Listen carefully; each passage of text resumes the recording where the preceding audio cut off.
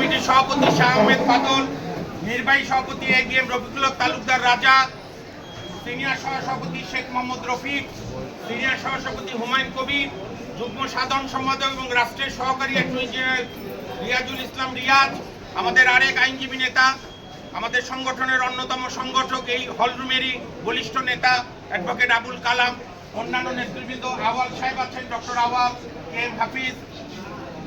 আমরা আপনাদের মনে আছে 2021 সালের 8 ফেব্রুয়ারি আপনাদের উপস্থিতিতে স্মরণকালে সবচাইতে ব্যাপক সদস্যদের উপস্থিতি নিয়ে, যেখানে ব্যারিস্টার আমিরুল ইসলাম, আজকের জয়নাল আবেদিন সাহেব, ব্যারিস্টার রকনুদ্দিন মাহমুদ, সুব্রত চৌধুরী, বদরুজ্জামান বাদলরা সিদ্ধান্তে স্বাক্ষর করেছিল আরও 1000 আইনজীবীর সঙ্গে, যে বারে মেনিবার ওয়ান ভোট হবে এবং বারে কোনো প্যানেল ইলেকশন হবে না, রাজনৈতিক প্যানেল।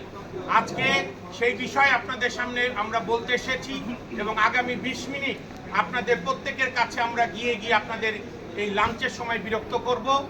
এখন 2 মিনিটে সংক্ষেপে বক্তব্য রাখছেন বিচার বিভাগ সংস্কার কমিশন, এবং জানেন সেই সংস্কার কমিশনের চেয়ারম্যান করা হয়েছিল আমাদের বাড়িরই যিনি একজন বিজ্ঞ সদস্য ছিল, যার বাবা ফকির আব্দুল মান্নান এই বারের নেতা ছিল, এবং পরবর্তীকালে আপিল বিভাগের বিচারপতি জাস্টিস নাইম সাহেবের নেতৃত্বে এখন APM রফিকুল তালুকদার রাজা চুম্বক অংশে সেই রিপোর্টের 2টি বক্তব্য রাখছেন। ধন্যবাদ জনাব সৈয়দ মামুন মাহবুব।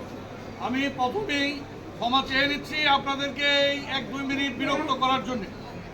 আমরা ইতিপূর্বে বারবার বলেছি SCBA সংবিধান সংগ্রহ কমিটির পক্ষ থেকে রাজনীতি যার যার, আর আমাদের সবার দল যার যার, আর আমাদের সবার।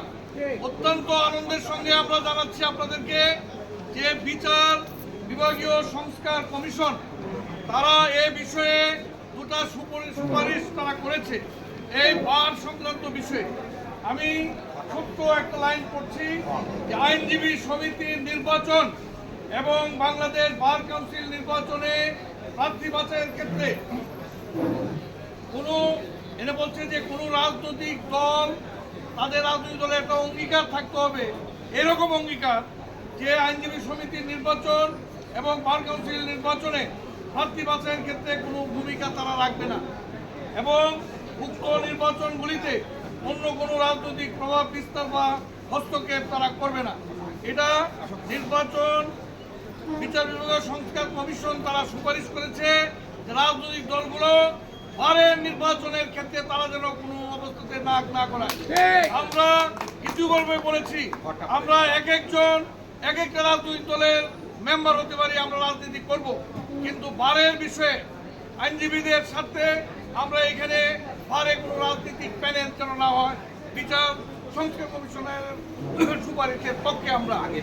আরেকটা বিষয় বলা আছে, রাজনৈতিক দলের অঙ্গ সংগঠন হিসাবে আইনজীবীদের কোনো সংগঠনকে স্বীকৃতি না দেওয়া, অর্থাৎ লয়ারের কোনো সংগঠনকে কোনো রাজনৈতিক দলের অঙ্গ সংগঠন হিসেবে যেন স্বীকৃতি দেওয়া না হয়, এটা বিচার সংস্কার কমিশন তারা সুপারিশ করেছে।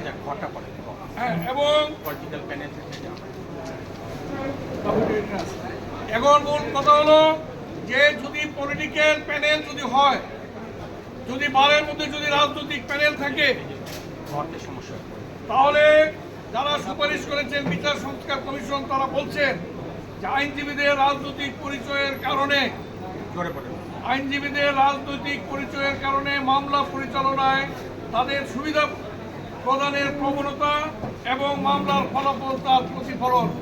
অর্থাৎ এখানে যদি রাজনৈতিকভাবে ইলেকশন হয়, এটা আওয়ামী লীগের প্যানেল, তাহলে আওয়ামী লীগের আইনজীবীরা তারা বারে বেঞ্চে গিয়ে তারা সেই সুবিধা তারা নেয় কি নেয়, তারা মামলায় তাদের পক্ষে রায় নেওয়ার জন্য তারা চাপ সৃষ্টি করে। সেরকম এখানে যদি বিএনপির প্যানেল থাকে, তখন এখানে বারে একটা বলা হয় থাকে যে এখন বার অমুক দলের নিয়ন্ত্রণে, তারা সেটা সিন্ডিকেট করে তারা বেঞ্চে সেটা প্রভাব খাটায়। এই কারণে বিচার সংস্কার কমিশন বলছে বারের মধ্যে বারে ইলেকশনের ক্ষেত্রে কোনো রাজনৈতিক দলের পরিচয় থাকবে না, এবং কোনো আইনজীবী কোনো সংগঠন রাজনৈতিক দলের অঙ্গ সংগঠন হিসেবে থাকবে না। আমরা আপনাদের বিবেচনার জন্য এই যে বিচার সংস্কার কমিশনের সুপারিশটার যদি আপনারা পক্ষে থাকেন, তাহলে আমরাও যে আন্দোলন করে তুলছি যে অবিলম্বে তা বাস্তবায়ন করার জন্য, এই বিষয়টা আপনাদেরকে অবগত করার জন্য আমরা এখন প্রত্যেকের হাতে আমরা এটা পৌঁছে দেব।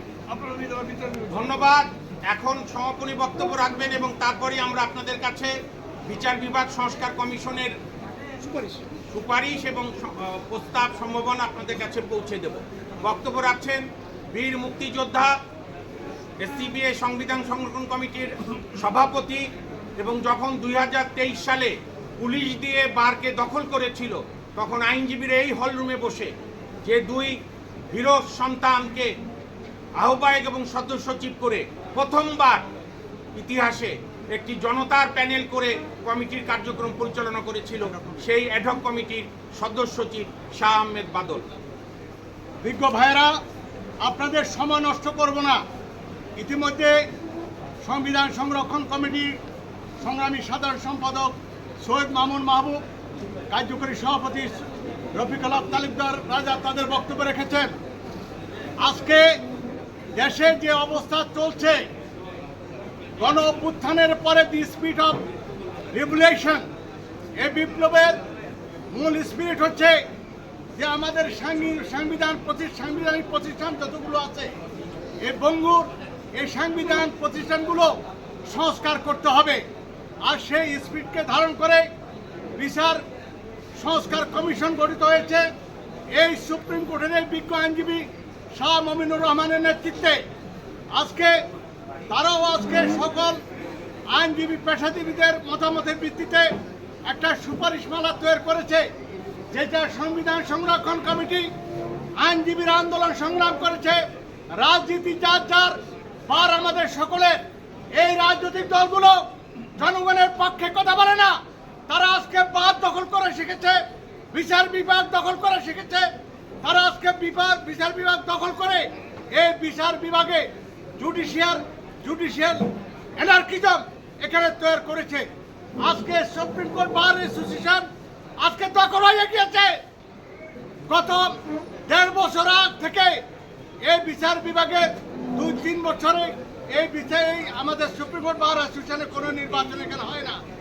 আজকে এখনো যে বার অ্যাসোসিয়েশন আছে এটা দখলদার কমিটি। তলবি সভা হয়েছে, 15 জুলাইয়ের মধ্যে নির্বাচন দেওয়ার কথা। 15 জুলাইয়ের মধ্যে নির্বাচনের কোনো নামগন্ধ নাই। সেই কারণে আমি মনে করি এখন এই বিচার বিভাগীয় সংস্কার কমিশন আজকে যে পরামর্শ তারা এখানে লিখিতভাবে তারা দিয়েছে, আমাদের সংবিধান সংরক্ষণ কমিটির ধ্যান ধারণা, আইনজীবীদের ধ্যান ধারণা এক এবং একাত্ম হয়েছে। সেই কারণে রাজনৈতিক যার যার আমাদের বার সকলের সেই মেনি বার ওয়ান ভোট, এক ভোট। সেই কারণে এই লক্ষ্যকে কেন্দ্র করে বিচার সংস্কার বিষয়ক কমিটির যে সিদ্ধান্ত আপনাদের কাছে এখন যাবে এবং এক ভোট আইনজীবীদের ঐক্যজোট, এই সিদ্ধান্তকে সামনে নিয়ে আমরা ইনশাল্লাহ সকল আইনজীবীদেরকে এখানে ঐক্যবদ্ধ করে স্বাধীন বার প্রতিষ্ঠা করব এই আশাবাদ ব্যক্ত করে স্বাধীন করতে হবে এবং সংস্কার কমিশনের রিপোর্ট আপনাদের কাছে আমরা দিচ্ছি। আমাদের সহকর্মীরা এখন আপনার